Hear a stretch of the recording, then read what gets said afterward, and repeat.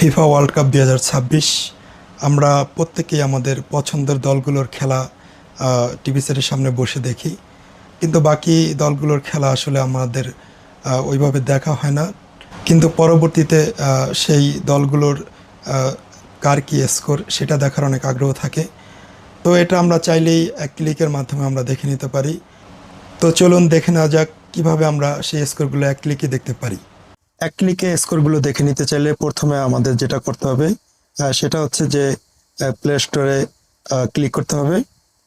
তো আমরা প্লে স্টোরে ক্লিক করলাম, এরপরে আমরা সার্চ বক্সে ক্লিক করব। সেখানে আমরা লিখব FOTMOB, ফটমপ লিখে আমরা সার্চ দিব। তো এখানে যেই অ্যাপ্লিকেশনটা এসেছে ফটমবের, আপনারা এই লোগোটা দেখে আপনারা এটা ইনস্টল করবেন। তো এখানে উপরে আরেকটা অ্যাপ্লিকেশনও এখানে এসেছে, কারণ দুইটা অ্যাপ্লিকেশনে আমার ইনস্টল করা।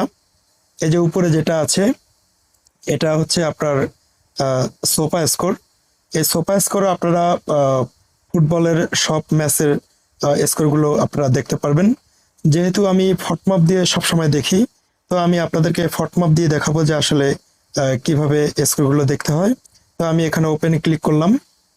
ক্লিক করার পরে তো দেখেন এখানে আজকে যে টুডে আজকে যে এই খেলাগুলো আছে সেই ম্যাচগুলো এখানে শো করছে। ব্রাজিল এবং নরওয়ে রাত 2টা বাজে এই খেলাটা শুরু হবে, এবং ভোর 6টা বাজে শুরু হবে মেক্সিকো এবং ইংল্যান্ড। আপনি যদি এখানে ইয়েস্টারডে ক্লিক করেন, তো এখানে আপনি দেখতে পাবেন যে গতকালকে যে খেলাটি হয়েছিল সেটার স্কোর এখানে প্যারাগুয়ে এবং ফ্রান্স সেটা এখানে দেখাচ্ছে। আর আপনি যদি এখানে টুমোরোতে যদি এখানে ক্লিক করেন, তো সেই ক্ষেত্রে আগামীকাল যে খেলাগুলো হবে সেগুলো এখানে শো করছে।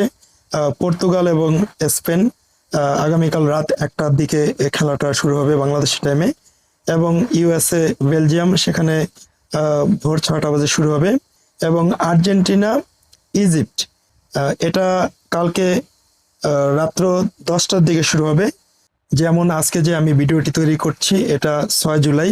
তো আপনি যদি এখানে সামনে দেখেন যে উইটনেসডে মানে 8 জুলাই, এখানে যদি আপনি ক্লিক করেন সেখানে দেখতে পারবেন 8 জুলাই কোন কোন দলের খেলা আছে এখানে শো করছে। এবং আপনারা যদি পিছনে যান 4 জুলাইতে যদি আপনি ক্লিক করেন, সেখানে আপনি দেখতে পারবেন যে 4 জুলাই যে ম্যাচগুলো হয়েছে সেই ম্যাচগুলো এখানে শো করছে। আপনি যদি 3 জুলাইতে যান, 3 জুলাই যে ম্যাচগুলো হয়েছে সেটাও এখানে স্কোরগুলো শো করছে। তো এভাবেই আপনারা চাইলে সামনে পিছনে সব স্কোরগুলো আপনারা এভাবেই দেখে নিতে পারেন।